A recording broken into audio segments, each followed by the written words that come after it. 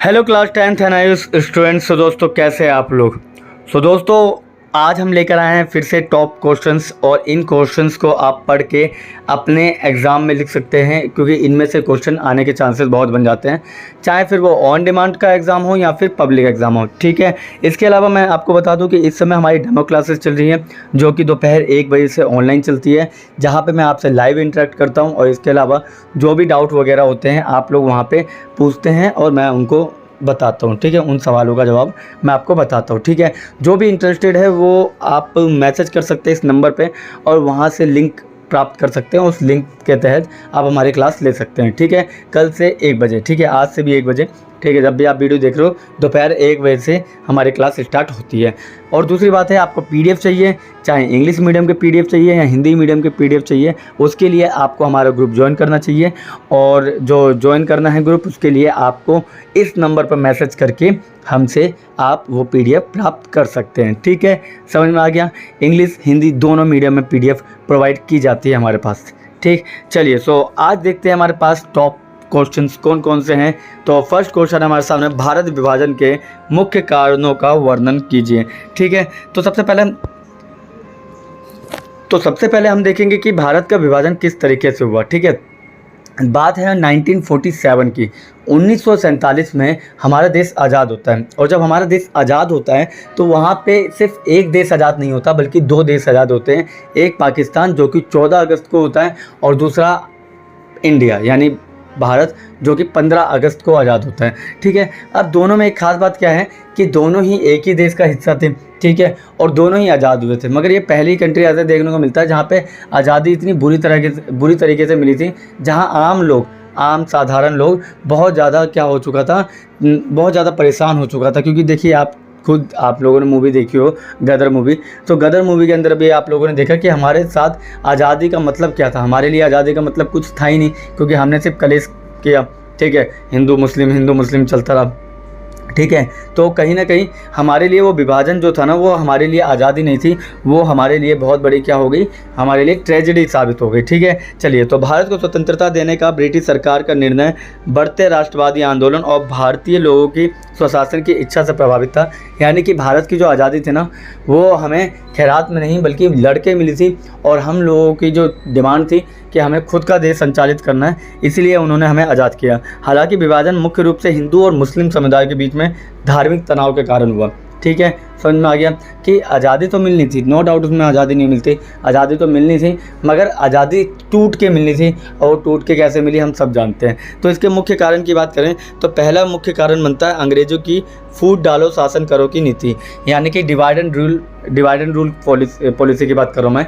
और divide and rule policy क्या थी कि आप ऐसा करो कि जब 2 लोगों को हरा नहीं सकते तो ऐसा करो, 2 लोगों को तोड़ के अलग करो पहले, और फिर एक एक करके हरा दो। और यही अंग्रेज़ों की नीति थी, और वो चाह रहे थे कि हिंदू मुस्लिम दोनों लड़ते रहें, और इससे क्या होगा, उनका फ़ायदा होता रहेगा। और यही कारण था कि अंग्रेज़ों ने फूट डालो शासन करो की नीति के तहत मुस्लिमों को इतना भड़काया ताकि हिंदू मुस्लिम का जो दंगा है वो हमेशा चलता रहे। ठीक है, और यही हुआ, और इसी के कारण हम देखते हैं कि आज की डेट में हमारे सामने 3 देश अलग अलग देखने को मिलते हैं कि बांग्लादेश, वो भी पाकिस्तान से ही निकला था। ठीक है, वो भी मुस्लिम का है, और यहाँ पे हिंदू का। ठीक है, मतलब हिंदू बहुल है यहाँ पे क्षेत्र, बल्कि यहाँ पे तो अलग अलग है, यहाँ तो सांप्रदायिकता देखने को बहुत अच्छी तरीके से मिलती है हमें। ठीक है, तो कुल मिला के अंग्रेज़ों की फूट डालो शासन करो की नीति जो थी, वो पहला विभाजन का कारण बनता है। दूसरा विभाजन का कारण है हिंदू और मुसलमानों का आपसी तनाव। ठीक है, जब आप नेगेटिविटी के साथ रहते हैं तो आपके माइंड में नेगेटिविटी कहीं ना कहीं फैल जाती है। तो वही देखने को मिलता है कि हिंदू और मुस्लिमों को लगने लगा था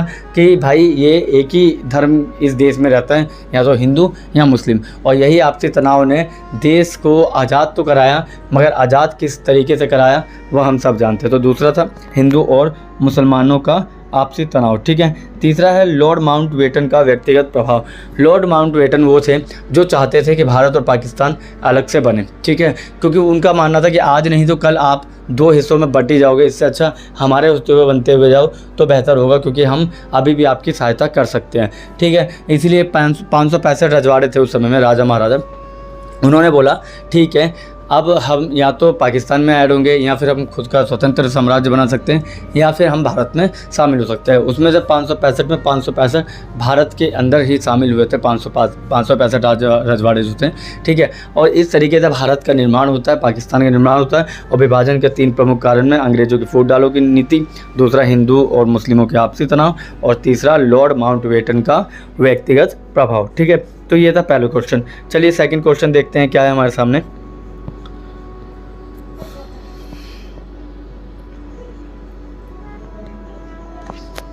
सेकंड क्वेश्चन हमारे सामने, हिमालय की 3 श्रेणियों का वर्णन कीजिए।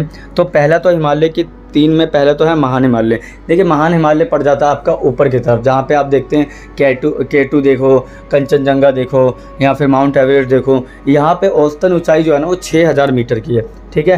ये सबसे ऊंचा भाग है हिमालय का, यहाँ पे 6000 मीटर की ऊंचाई है। और यहाँ पे ज़्यादातर आपको पर्वत देखने को मिलेंगे, चाहे वो माउंट एवरेस्ट हो जो कि दुनिया का सबसे ऊंचा पर्वत है, ठीक है। महान हिमालय में पर्वतीय बर्फ़ देखने को मिलता है, ग्लेशियर्स, सारी नदियाँ वहीं से निकलती है, गहरे घाटियाँ और चट्टानें वगैरह ये सब मिलती है। और यहाँ तक कि भारत के अंदर पूछा जाएगा सबसे ऊँची चोटी, तो वो कंचनजंगा भी ऊपर महान हिमालय का ही हिस्सा है, ठीक है। आपको बता दूं कि भारत की जब सबसे ऊंची चोटी पूछी जाएगी तो कंचनजंगा है, और वर्ल्ड की पूछी जाएगी तो नेपाल का आपका माउंट एवरेस्ट, ठीक है। नेपाल में माउंट एवरेस्ट है, वो सबसे ऊंचा माना जाता है वर्ल्ड लेवल पे, ठीक है। मगर है दोनों हिमालय का हिस्सा, ठीक है। फिर हम देखते हैं मध्य हिमालय यानी हिमाचल की बात करता हूँ। यहाँ पे आप कई सारे हिल स्टेशन देखेंगे। इसकी औसतन ऊंचाई जो है वो 1000 से लेकर 4500 मीटर के बीच में, लेकिन यहाँ पे घाटियाँ, चट्टानें, नदियाँ ये सब देखने को मिलती है हमें। यहाँ पे कई झीलें हैं, कई नदियाँ हैं, ठीक है, जो प्राकृतिक सौंदर्य का आनंद देती है, ठीक है। यहाँ प्रसिद्ध, सबसे ज़्यादा प्रसिद्ध चीज़ें क्या है, शिमला, दार्जिलिंग, मसूरी, नैनीताल, ये सब कुछ आपको देखने को मिलता है। इसके बाद हम देखते हैं बाहरी हिमालय। बाहरी हिमालय के अंदर हमें शिवालिक देखने को मिलती है। शिवालिक रेंज सबसे ज़्यादा आप लोगों को उत्तराखंड में देखने को मिलेगी।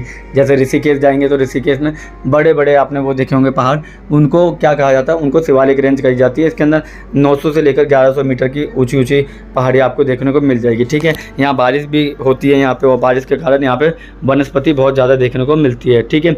शिवालिक पहाड़ियों के आसपास के जो क्षेत्र हैं हिमालय घाटियाँ, उनको दून कहा जाता है, इसलिए यहाँ पे सारे नाम जो है ना वो दून से है, जैसे देहरादून, कोटली, पाटली दून, ठीक है। तो दून से ये सब कुछ, ठीक है। चलिए तो थर्ड क्वेश्चन हमारे सामने, नरम दल और गर्म दल में अंतर बताइए। देखिए इसके बारे में हमने लास्ट टाइम भी बात की थी लास्ट क्लास में, तो ये इंपॉर्टेंट क्वेश्चन इसलिए बार बार मैं इसको लेकर आ रहा हूँ। तो देखिए नरम दल और गर्म दल के बीच में हमने बात की थी, नरम दल वो थे जो कि कांग्रेस के लिए बने थे, और कांग्रेस के साथ साथ वो अंग्रेज़ों की भी सुनते थे, और वो उनका मानना था कि अंग्रेज़ों के साथ हम देश का डेवलपमेंट कर सकते हैं। मगर गर्म दल का कहना था नहीं, अंग्रेज़ों को बाहर निकालो, क्योंकि वो हमारे देश के नहीं, तो हम उनके साथ डेवलपमेंट क्यों करें, वो हम पे हुकूमत क्यों कर रहे हैं। तो इस तरीके से दो अलग अलग दल देखने को मिलते हैं। तो नरम दल की जो बात करते हैं वो संवैधानिक और शांतिपूर्ण तरीक़ों से बात करते हैं। इनमें कस्बों में जमींदारी, ठीक है, यानी कस्बों के ज़मींदार जो होते हैं ना वो, और उच्च मध्यम वर्ग का जो होता है ना समर्थन इनको मिला था। इसके अलावा पश्चिमी दार्शनिक यानी कि पश्चिमी विचारधारा से बहुत ज़्यादा प्रभावित थे। इसके अलावा ये ब्रिटिश शासन के विरोधी नहीं थे, और ना ही उनका अंत चाहते थे, ठीक है। तो ये थे नरम दल। अब हम बात करते हैं गर्म दल। गर्म दल के अंदर आते हैं वामपंथी लोग, यानी वामपंथी बोले तो जो लेफ्ट में रहते हैं, और वो गवर्नमेंट के लेफ्ट में रहा करते थे, और ये कट्टरवाद लेकर चलते थे। ये कट्टरवाद और गैर संवैधानिक तरीकों में विश्वास करते थे। निचला मध्यम वर्ग, श्रमिक, किसान, ये सब वर्गों का इनको समर्थन था। इसके अलावा समृद्ध भारतीय इतिहास, सांस्कृतिक विरासत और हिंदू पारंपरिक प्रतीकों से प्रेरित थे ये, ठीक है। और ब्रिटिश साम्राज्य विरोधी थे और उनका अंत करना चाहते थे, ठीक है। समझ में आ गया, ये नरम दल और गर्म दल में डिफरेंस था। आप पढ़ दीजिएगा, इंपॉर्टेंट है और पेपर में आता है, ठीक है। फिर से कह रहा हूँ, अगर आपको PDF चाहिए तो आप इस नंबर पे मैसेज करके भी ले सकते हैं। पेड कोर्स चाहिए तो आप ले सकते हैं। बाकी ऑनलाइन लाइव क्लास चल रही है हमारी दोपहर में 1 बजे, वो भी आप ज्वाइन कर सकते हैं, ठीक है। चलिए तो लास्ट क्वेश्चन है फोर्थ, देखते हैं क्या है हमारे सामने।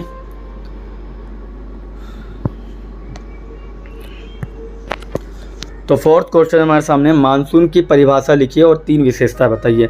देखिए मानसून का मतलब क्या होता है। मानसून वो हवाएं होती है जो अपने साथ बरसात लेकर आती है, ठीक है, समझ में आ गया। मानसून वो हवाएं होती है जो अपने साथ बरसात लेकर आती है, और ये एक मौसमी पवन होती है जो दक्षिण एशिया में सबसे ज़्यादा देखने को मिलती है, वो भी कब, जून से सितंबर के बीच में, ठीक है। तो लगभग 4 महीने तक हमारे देश में बारिश होती है, ये हम सब जानते हो, इस समय हो भी रही है दिल्ली में, ठीक है, और भी कई शहरों में हो रही है, कई राज्यों में हो रही है, ठीक है। अब इनकी विशेषताएँ क्या है। देखिए इनकी विशेषताओं की जब मैं बात करता हूँ तो इनका प्रमुख लक्षण जो होता है ना वो होता है वर्षा। और वर्षा क्या है, वर्षा हमारे कई रूप में आता है, ठीक है। बारिश जो है वो कई रूप में आते हैं, जैसे जल पीने के लिए जल भी यूज़ किया जाता है कई बार वर्षा के लिए, कृषि, ठीक है, और भी सारी जो भी है ना गतिविधि है वो प्रमुख लक्षण है। और प्रमुख लक्षण में मानसून आएगा तो वर्षा आएगी आएगी। आप देखना हवा चलती ही चलती है जब भी बारिश होने वाली होती है या बारिश हो रही होती है, ठीक है।